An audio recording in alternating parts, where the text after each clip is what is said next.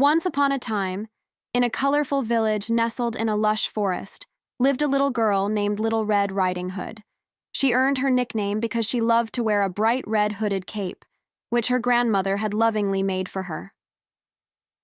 Little Red's grandmother lived on the other side of the forest, and they adored each other. They would often visit one another, sharing delicious treats and heartwarming stories. One sunny morning, as Little Red's mother prepared a basket of goodies to take to her ailing grandmother, she asked her daughter for a special favor.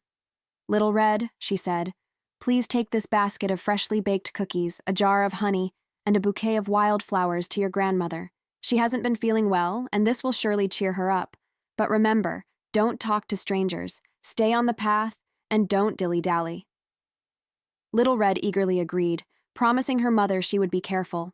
With the basket in her arms and her red hood perched on her head, she skipped along the forest path, humming a joyful tune. As she journeyed through the enchanting woods, Little Red couldn't help but feel the warm embrace of the sun's rays and the gentle rustle of leaves in the breeze. The forest seemed even more vibrant and exciting than usual, and it made her heart dance with joy. But little did Little Red know there was someone else in the forest, a cunning and mischievous character who had heard about her special visit. The sly wolf had been following her since she left her home.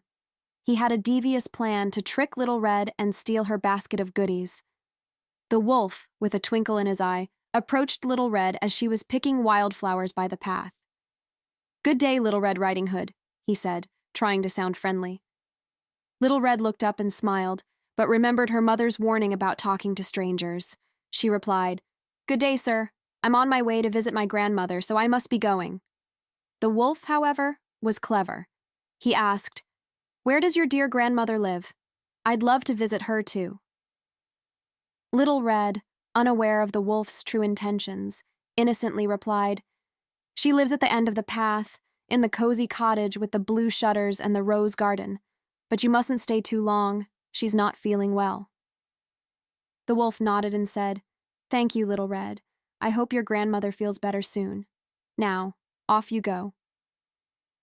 As Little Red continued down the path, the wolf had a wicked grin on his face. He knew exactly where her grandmother lived and hatched a plan to reach there before Little Red did.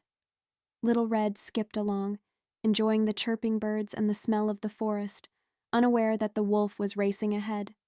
He reached her grandmother's cottage and knocked on the door. "Who is it?" called her grandmother from inside.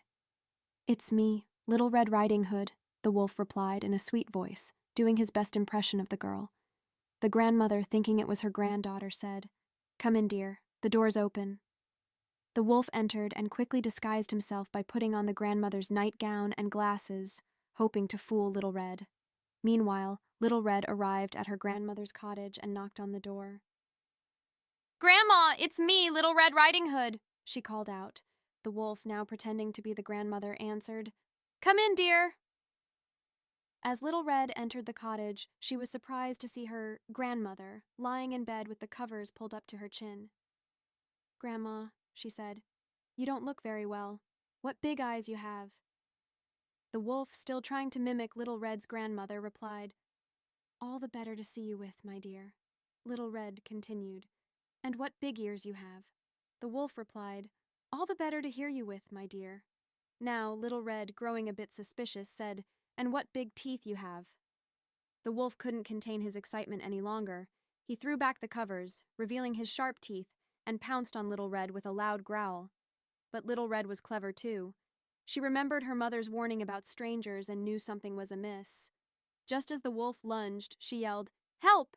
with all her might. Just in the nick of time, a kind woodsman passing by heard her cry and rushed into the cottage. He chased the wolf away, saving Little Red from harm.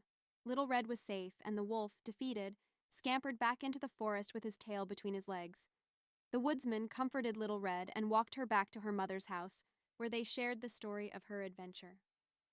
Little Red Riding Hood learned a valuable lesson that day, always to be cautious of strangers and to listen to her mother's wise advice. And from that day on, she continued to visit her grandmother, but she never strayed from the path and always kept an eye out for any wolves in disguise. And she lived happily ever after,